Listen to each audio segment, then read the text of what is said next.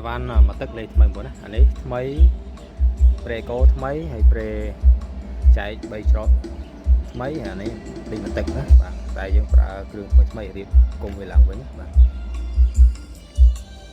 ហើយសាប់ក្រោមថ្មីបាទខាងលើធុងថ្មីរ៉ូលើមកទឹកបាទអីគួយថ្មីណាបាទអញ្ចឹងបងប្អូនត្រូវការមួយណាអាចតាក់ទងបានបាទអានេះយើងលក់តម្លៃសមរម្យមែនទេអានេះយកវាយ5ទឹក100បាន4គ្រាប់ណាបាទនេះប្រេចែក3ច្រកណាបាទ low mid high ចែកដាច់4ច្រកមានអត់បង្ហាញអានេះប្រេអេកូយើងអាចយកចែកសាប់សងក៏បានច្រៀងក៏បានប្រើ Bluetooth ក៏បានបាទយើងស្ដាប់សលេងវាដាក់ចូលគ្នាមកឆ្ងាញ់ដល់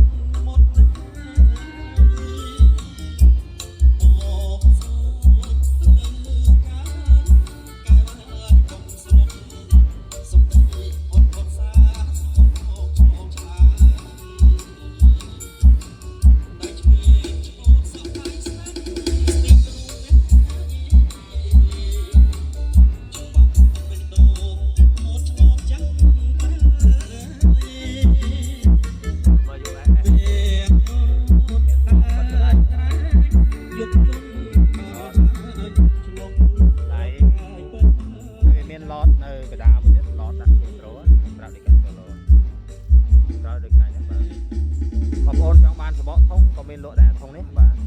ខ្ញុំលក់តម្លៃធូរថ្លៃទេបងប្អូនបាទណាធុងដុល្លារ